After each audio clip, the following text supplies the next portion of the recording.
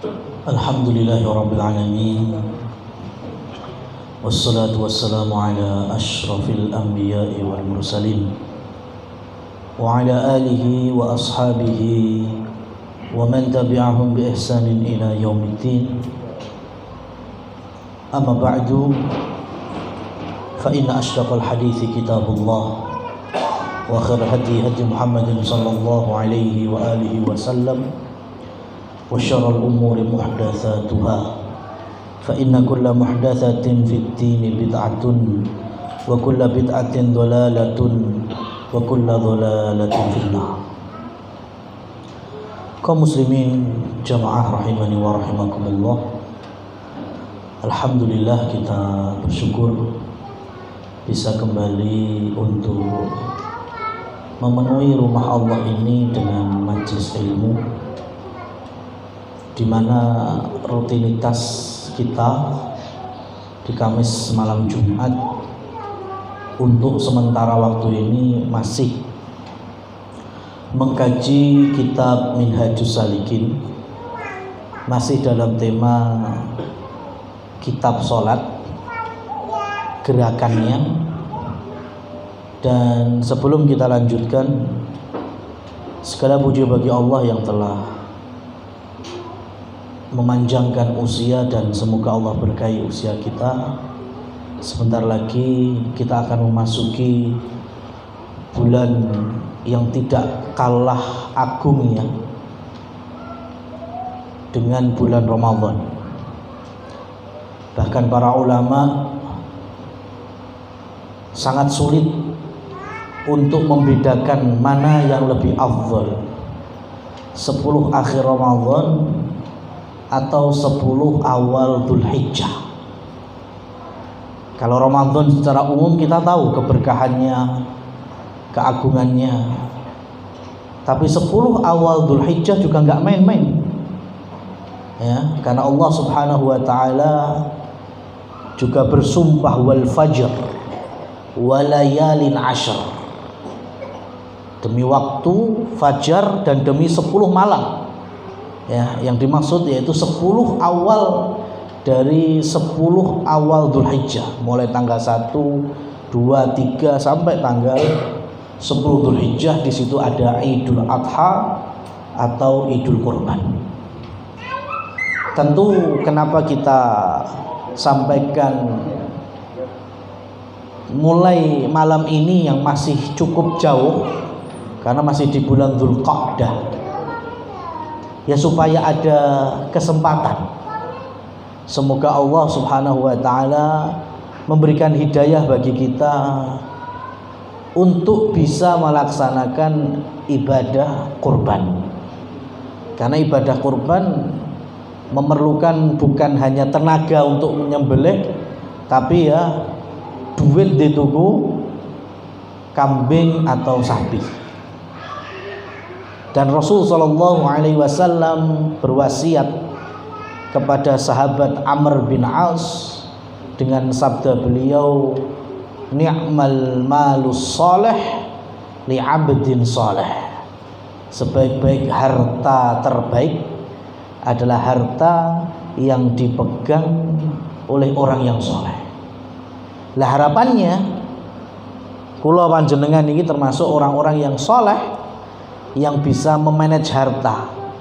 Ya meskipun ibadah kurban memang gak nganti wajib kaya dene salat, poso Ramadan, tapi kalau ada kemampuan, kenapa enggak kita upayakan? Ojo terus tahun wingi wis kok, ya saiki tak leren sih, ya monggo, enggak masalah juga. Kalau lagi nggak ada kesempatan dalam harta, sah-sah saja. Cuma kalau memang Allah berikan kelapangan, kenapa nggak melakukan lagi ibadah kurban pada tahun ini? Karena ibadah kurban itu bukan ibadah yang sekali atau 2 kali dalam seumur hidup kita, enggak. Tapi ibadah kurban adalah ibadah tahunan. Kalau kita pengen mengulanginya setiap tahun, enggak masalah. Ya, kalau kita memang Allah berikan kemampuan di sana. Ini jamaah yang dirahmati Allah Subhanahu wa taala, sebagai pengingat bagi kami dan juga para jamaah, semoga tidak luput ya kita ini dari ibadah yang mulia, yaitu ibadah kurban. Ya. Santai aja Pak. Saya ini termasuk panitia yang merasa kalau di pesantren kami iki wis susut waduh Pak, ra koyo mbiyen-mbiyen. Ya. Zaman 2016, 17 niku tanggal 10 sampai tanggal 13 niku beleh terus. Ya, sapi iso sampai 28, wedhus iso 200 pinten ngoten Pak. Riyen ngoten. Nah, sakniki alah paling sapi kur las-lasan mendukur maksudnya. Ya ora sampai 19 20, paling nggih 12 13 wedhus nggih. Kenapa? Karena kaum muslimin banyak yang sudah ngaji. Di antara manfaat kita ngaji itu kurban terbaik di tempatnya dia tinggal. Nah ini kan wis ora akeh sing nitip ning pondok. Ya, enggak apa-apa, kita enggak masalah. Dulu tuh orang nitip, Pak Ustadz nitip di pondok wedhus. Pak Ustadz saya ikut rombongan sapi, monggo kerso. Tapi kemudian udah ada kajian, tersebar dakwah. Salah satu fadilah keutamaan kurban ki ya wis tuku kewane dhewe, gawa tarik dhewe, lek gelem beleh-beleh dhewe, minimal nonton dibeleh, kemudian membagikan, wah masya Allah itu komplit semuanya. Nah ini kapan bisa dilakukan? Otomatis di tempat kita tinggal. Nah itu hasilnya sekarang wis mulai nyusut sing nitip neng pondok, ya kan? Tapi kita tetap bangga, alhamdulillah. Yang penting kaum muslimin mulai banyak yang sadar bahwa ibadah kurban bagian ibadah yang mulia.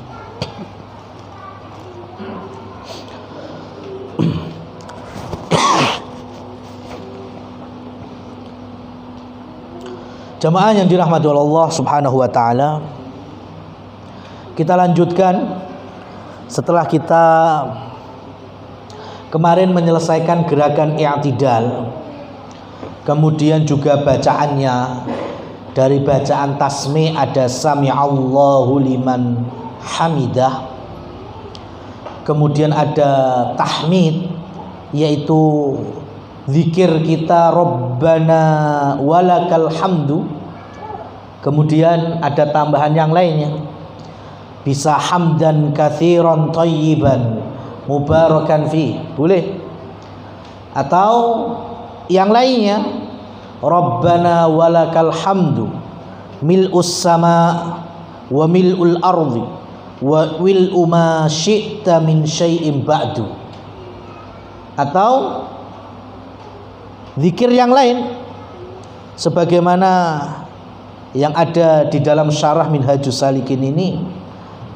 Wazada fihi, boleh menambahkan di dalamnya ahlus tsana'i wal majd ahaqqu qala al abd wa kulluna laka abdun Allahumma la mani'a lima a'taita wa la mu'ti lima mana'ta wala yanfa' dzal jaddu minkal jadd.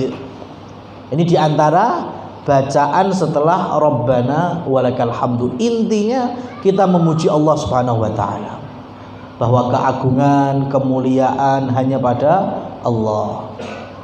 Ya, dan rata-rata doa-doa ini ada sebagian diambil dari zikirnya para sahabat yang Rasul sallallahu alaihi wasallam menyetujuinya. Ya, seperti yang ahlus tsana wal majd. Ini kan diantara doanya Sa'ad bin Ubadah. Sa'ad bin Ubadah radhiyallahu anhu berdoa kepada Allah. Beliau itu masyarakat asli Madinah, sahabat Ansor,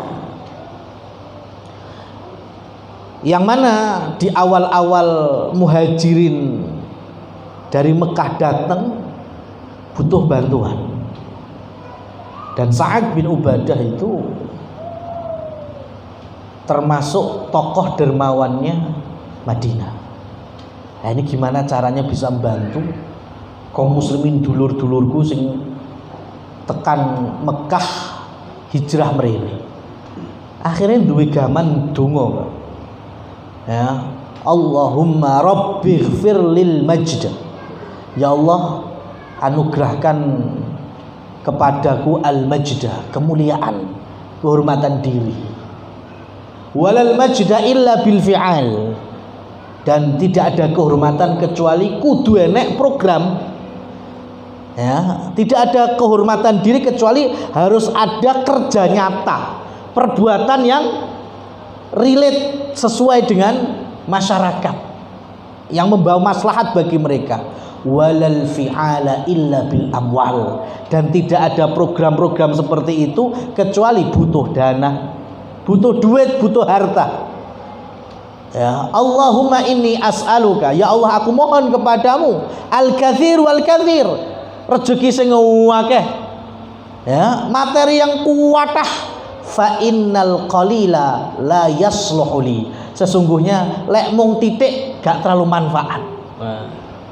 Jadi Sa'ad bin Ubadah niku jujur terus terang dungane, Pak, njaluk sugih. Jenengan pring praktekne monggo. Ya, cuma tanggung jawab cekel dhewe-dhewe. Kalau Sa'ad bin Ubadah ketika berdoa kepada Allah Subhanahu wa taala, ya Allah, saya pengen menjadi orang mulia, orang yang bisa membantu sesama. Lho, jenenge bantu kan butuh program nyata. Lah kuwi butuhe dana. Ya Allah, paringi kula rezeki sing kuwatah. Lek mung titik niku kadang rodok rapat akeh gunane. Itu doanya Sa'ad bin Ubadah dan Allah kabulkan. Allah kabulkan. Ya, tidak lama berselang, ya, perkebunannya, usahanya, ya, melimpah ruah, kaya raya Sa'ad bin Ubadah. Dan beliau tidak pernah lupa dengan doanya. Akhirnya setiap hari siapa saja dari sahabat yang belum makan dikasih makan. Ya, riwayat mengatakan hampir setiap malam mengundang 80 orang untuk makan di rumahnya. Ya, berarti kan setiap hari itu lumayan ya, 80 porsi kan siap. Ya, itu kalau bukan orang nggak punya duit ya nggak bisa, nggak mampu. Tapi beliau punya kemampuan untuk itu. Ya, karena doanya dipegang terus. Allah takdirkan kaya, kaya membawa maslahat. Jenengan pengen kaya ngono nggih, monggo jujur terus terang di hadapan dan di sisi Allah. Ya Allah, paring ono rezeki sing lancar, rezeki sing maslahat. Mung pesen kula dungane dicekel, Pak. Engko dikabulne tenan njur luput lali. Lah niku masalahe. Ya kan, pas sempit eling donga, basa dijembarno, ya, dilapangno, wah, etok-etoke lali dongane. Ya, itu tanggung jawab kita dengan Allah Subhanahu wa taala. Nah, setelah i'tidal di poin yang ke-94 dalam Minhajus Salikin disebutkan summa yasjudu ala a'dha'ihi sab'ah. Kemudian sujud di atas anggota sujud yang jumlahnya 7. Ya, jadi 7 itu harus menyentuh tempat sujud. Ya, baik dalam kondisi telanjang, kayak epek-epek ini kan nggak ada tutupnya, atau mungkin melalui perantara. Ya, kalau kita dibilang lantai, ya ora lantai, buktinya enek karpet. Dibilang dahi nyentuh tanah tempat sujud, ya ora, buktinya kadang ketutupan peci. Ya, tapi ini masih disebut menyentuh tempat sujud. Nah, ada 7. Kama qala Nabi sallallahu alaihi wasallam dalam hadis yang sangat kuat sekali riwayatannya, Rasul sallallahu alaihi wasallam umirtu, ya, aku diperintah oleh Allah Subhanahu wa taala an asjuda, supaya aku sujud. Jadi gerakan sujud niku ala sab'ati a'dhamin, berada di atas 7 sendi. Ya, yang pertama alal jabhah. Ya, yang pertama adalah dahi, jidat. Ya, dados sujud dahine kedah nyentuh tempat sujud. Bisa langsung batuk ketemu tekel masjid, atau batuk ketemu sajadah karpet, ya, atau mungkin karena pakai peci batuke ketutupan peci, enggak apa-apa, ya. Yang penting peci kita nyentuh tempat sujud. Ini disebut dengan jabhah. Ya, jadi maksud dahi itu ora kudu apa jenenge batuke sing bener-bener menyentuh tempat sholat atau tempat sujud. Ya, seperti sebagian negara lek dodolan peci biasanya dibuka batuke, Pak. Ya kan, diguntingi bagian batuke iki bolong. Ya, jalarane ya kuwi mau ben batuke langsung nyentuh tempat sujud, karena ini bagian yang wajib untuk dilakukan. Kira-kira aman ya ini ya. Seluruh kaum enek sing sujud batuke apa pecine ra nyentuh. Ayo sapa coba? Kuwi kan berarti rada ngambang loh. Ya, ada. Kayaknya aman dalam hal ini. Wa asyara biyadihi ila anfihi. Kemudian ketika Rasul sallallahu alaihi wasallam memberikan isyarat batuk, beliau juga mengisyaratkan simetris dengan batuk niku irung. Ya. Jadi batuk mbek irung ini terhitung sama, Pak. Jadi jangan lek sujud batuke nempel, irunge kudu nempel. Ya. Setidaknya itu ujung dari hidung, Pak. Dan boten sah ampun alasan pesek. Sak pesek-peseke wong sujud kenek tempat sujud normal insyaallah. Nah, niki kita bicara normalnya wong duwe irung loh ya. Kecuali orang nggak punya hidung beda. Ya, selagi masih punya hidung, nuwun sewu hidungnya memang ya pesek, itu tetap harus menyentuh tempat sujud. Jadi dahinya sama hidungnya itu kedudukannya sama. Lek irung tekan tempat sujud, insya Allah dahinya juga sampai tempat sujud.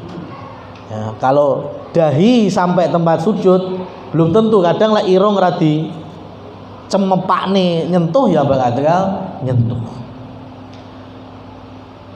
Jamaah yang dirahmati oleh Allah Subhanahu wa taala, di sini juga kita punya PR bareng-bareng dalam hal nguri-nguri kemakmuran masjid atau musola atau tempat sujud. Ya memang ya terkadang ada masjid, masjid itu miliknya kaum muslimin ya pada hakikatnya. Artinya kalau sudah masjidnya itu milik kaum muslimin, berarti kan wa annal masajida lillah, masjid-masjid wakaf itu memang milik Allah Subhanahu wa taala. Peraturannya bukan menurut kita, bukan menurut takmir, tapi yo menurut syariat. Sehingga yo awake dhewe gak iso menging ya, ora oleh turun neng masjid itu nggak bisa. Dulu masjid juga tempat mulai dari istirahatnya sahabat sampai persiapan tempurnya para sahabat. Cuma ya mungkin kita kasih edukasi aja lah. Ya mungkin kalau tidur yo ngerti lah Mas, pamane yo kadang yo sampai ngiler-ngiler ki yo diresiki ya kan, ispilah carane lah ya. Kita selaku pelaku yang melakukan ki yo podo-podo ngrumat masjid. Ya mungkin kalau kita kakinya kotor masuk masjid yo bar ngono dikai parfum apa minyak wangi karpete kan matuk, sehingga tidak mencederai jamaah setelahnya. Sehingga ketika irung ngarep nyentuh karpet iki kok waduh seng ngono, ambune kok jempol bau wadeg iki wae sapa ngono kan. Nah itu, nah, ini menjadi sama-sama lah kita makmurkan masjid dan musola, ya, rumah-rumah Allah yang kita cintai, yaitu dengan adab, dengan akhlak, salah satunya kebersihannya dan perawatannya, ya. Dan itu pahala, bukan kemudian kita ngersihin masjid nggak berpahala besar, ya. Mungkin di dunia nggak ono kopen-kopen neng dunia, tapi di sisi Allah Subhanahu Wa Taala itu, ya, beribadah besar sekali. Itu yang pertama, jabhah wal anf wal kaffaini, dan kedua telapak tangan, ya, ini harus sentuh lantai tempat sholat. Nah, yang menjadi catatan, yang nyentuh semuanya, dua-dua epek-epek itu nyentuh, ya, ojo kaya wong muluk. Ya, ini itu, ya kan? Wis nah, itu jenenge driji tangan, bukan kafain. Kalau kafain itu kayak gini semuanya. Ya, jadi semuanya. Ojo juga kaya dene wong lek mlaku jinjit.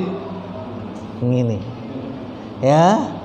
Terkadang ada sebagian kaum muslimin yang ketika sujud tangannya hanya separuhnya tok ngene loh. Ya.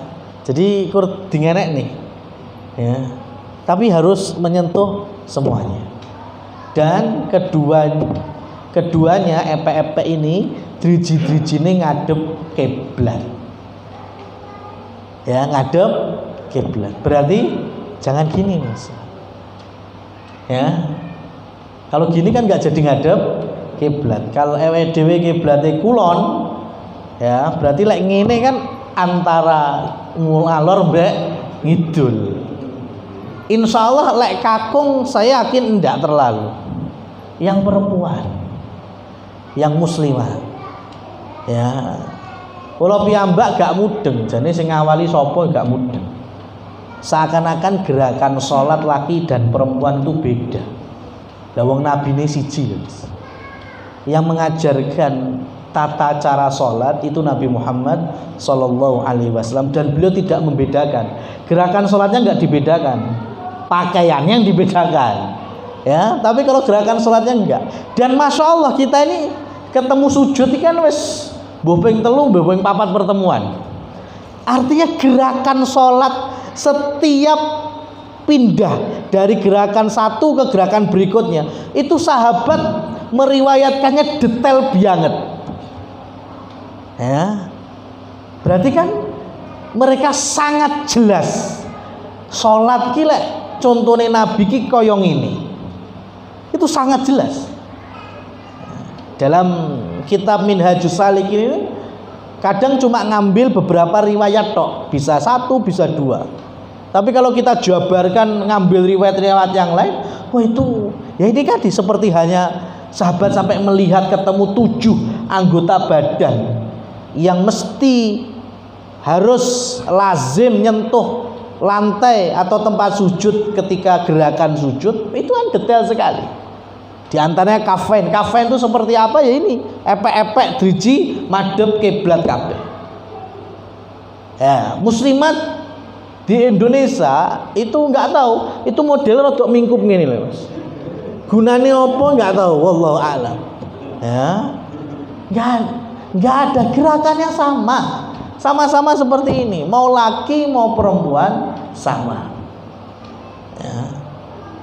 Ketika sholat jamaah mungkin ada beberapa yang nggak bisa leluasa seperti sholat sendirian, oh nggak apa-apa, silakan pas sendirian kerjakan sebagaimana gerakannya Nabi ketika sholat jamaah, karena mungkin keterbatasan softnya yang mungkin agak sempit, ya, kemudian kaum muslimin banyak sehingga rodok terlalu rapet, maka nggak bisa seleluasa sholat sendirian juga nggak masalah, semampunya.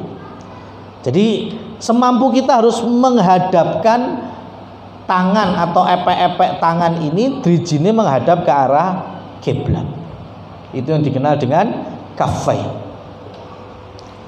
Catatan berikutnya, jamaah yang dirahmati Allah Subhanahu wa taala, beda antara cekelan dengkul pas rukuk sama sujud. Ya. Pas rukuk, epek-epek ini kan nyekel dengkul. Ya, sudah lewat penjelasannya. Kira-kira nyekel dengkulnya itu mingkup napa rada embegan. Nyekelnya kemarin tuh. Mingkup nyekel mingkup ngeten apa rada embegan? Rada embegan. Niki lek zaman nyekel dengkul pas ruku. Menawi sujud jemari ini ampun di apa mau dibegar-begar nih. Ya, condong lebih mingkup. Ya, jadi jangan dibegar gini. Iya dolanan ABC saja. Malah kok ketemu bocah cilik, wah ABC, ABCD. Tapi lebih condong diingkup nih. Ya. Jadi yang mingkup jemari. Kemudian nanti ada yang mingkup lagi yaitu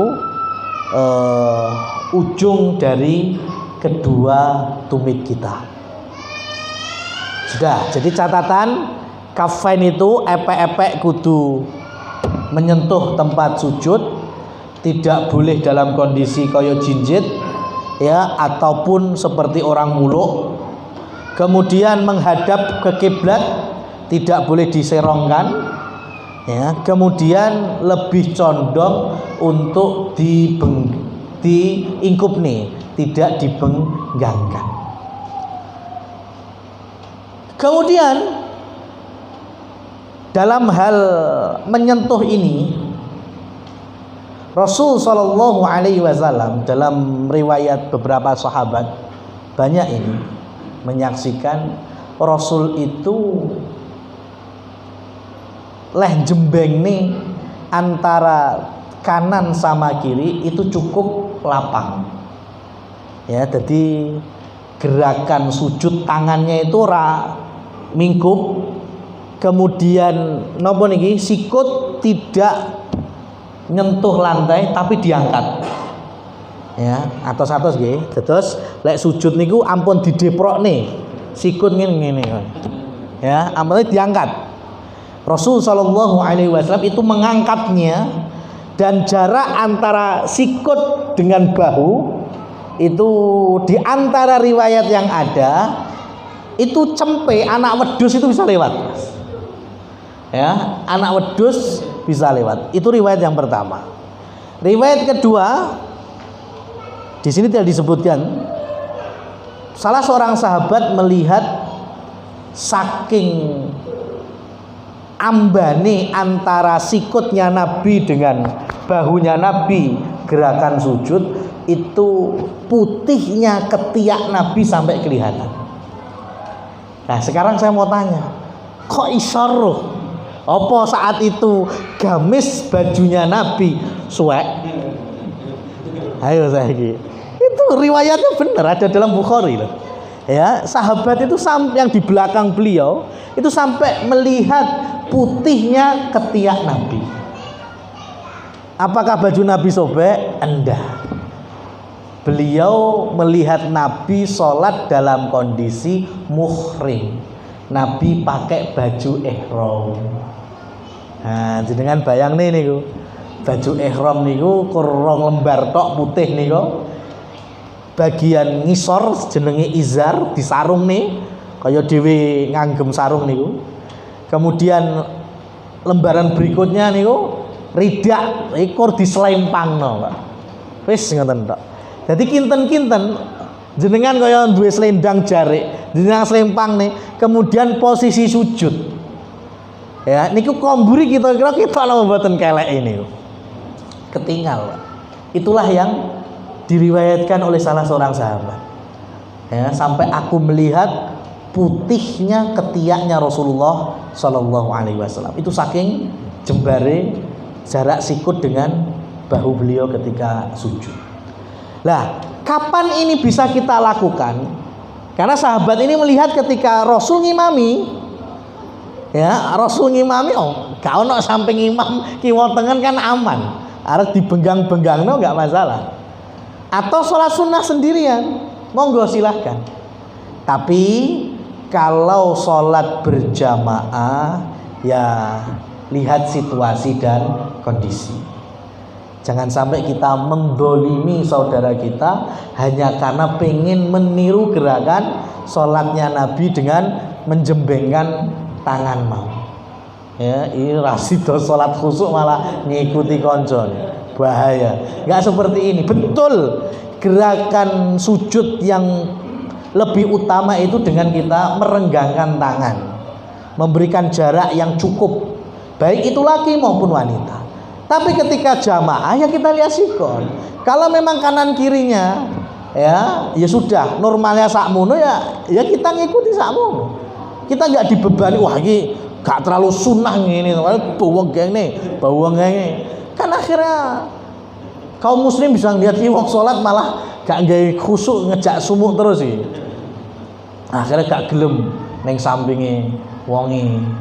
Ya ditekoni nyapa ora gelem mek salate jan wis nyiak-nyiakne tok isine.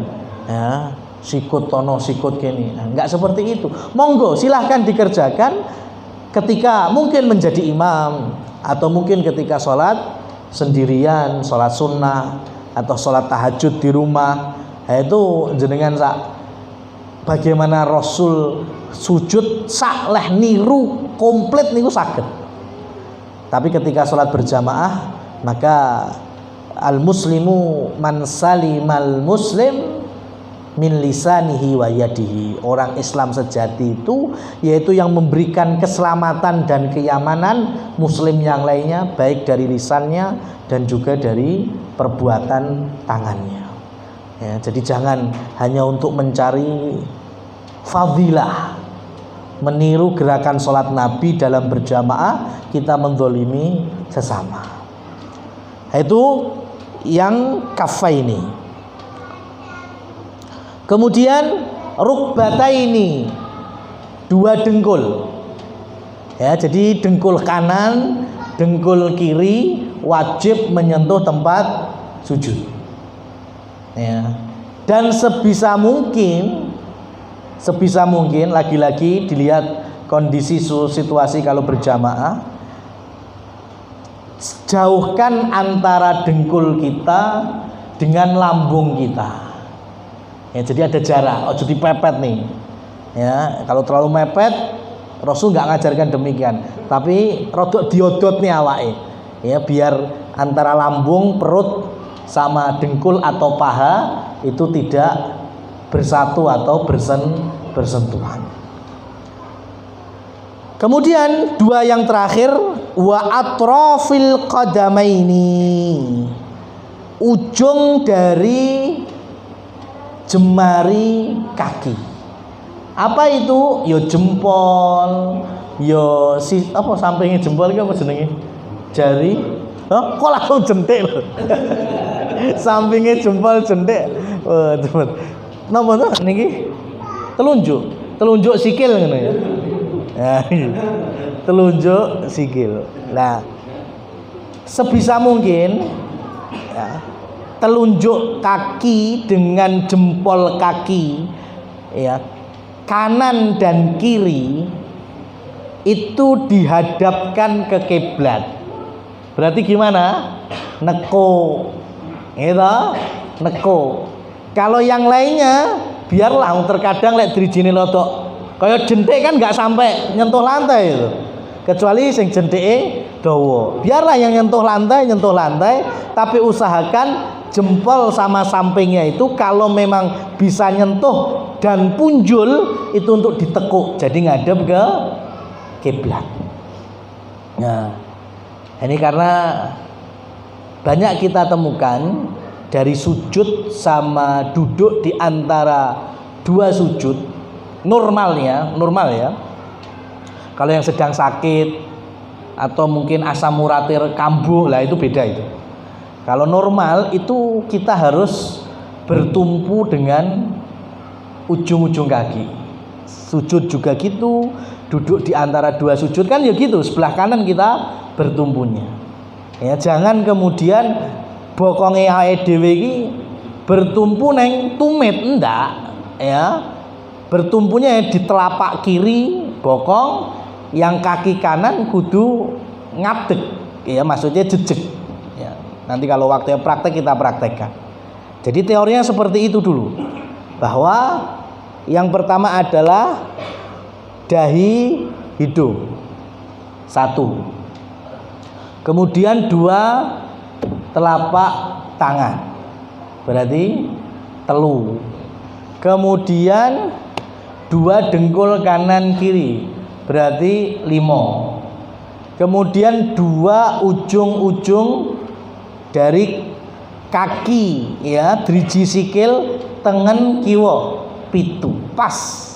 Rasul sallallahu alaihi wasallam meminta bahwa diperintahkan sujud ala sab'ati a'dhamin, yaitu pada 7 tulang atau 7 sendi, mulai dari jidat hidung, kemudian 2 telapak tangan, kafaini wa rukbataini wa atrafil qadamaini, dan ujung-ujung qadam atau telapak kaki, muttafaqun alaihi. Kemudian catatan yang lain adalah ketika kita menyentuh lantai dari ujung jempol tadi dan sampingnya, tolong antar tumitnya direkatkan, ya, digabung nih Pak, jangan direnggangkan. Ya, ini yang sesuai contoh Nabi. Saya nggak ngomong sing renggang terus salah, enggak, tapi itu yang tidak sesuai contoh.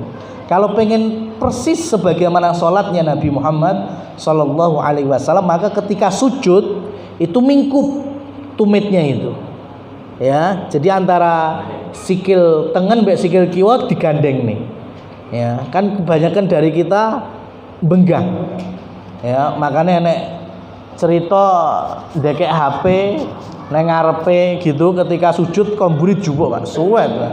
Sikile benggang.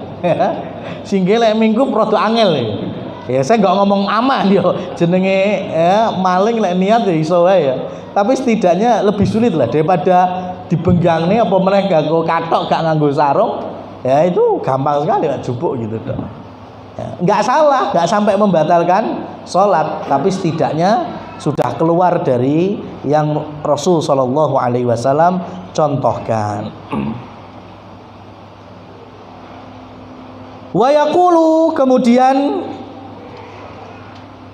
mengucapkan zikir atau bacaan sujud subhana rabbiyal a'la. Jadi rata-rata kita sholat itu isinya kalau enggak tahmid, ta'zim, ya, memuji Allah, mengagungkan Allah, mensucikan Allah, itu tok isinya. Ya. Rukuk kita subhana rabbiyal azim, ya, kita maha sucikan Allah. Sujud kita juga bertasbih subhana rabbiyal a'la, ya, maha suci Allah, zat yang maha tinggi, ya. Thumma yukabbir, kemudian takbir. Nah, takbir perpindahan sujud ini ke duduk di antara dua sujud atau duduk istirahat itu nggak perlu mengangkat tangan. Ya, kalau mengangkat tangan malah itu pendapat-pendapat yang datang dari yang lemah. Ya, yang kuat itu nggak perlu ngangkat tangan, cukup kita melafalkan Allahu Akbar, kemudian kita mulai duduk di antara dua sujud, yaitu wa yajlisu ala rijlihil yusra wa yunsabul yumna wa huwal iftirash. Kemudian duduk iftirash. Apa itu duduk iftirash? Yaitu duduk dengan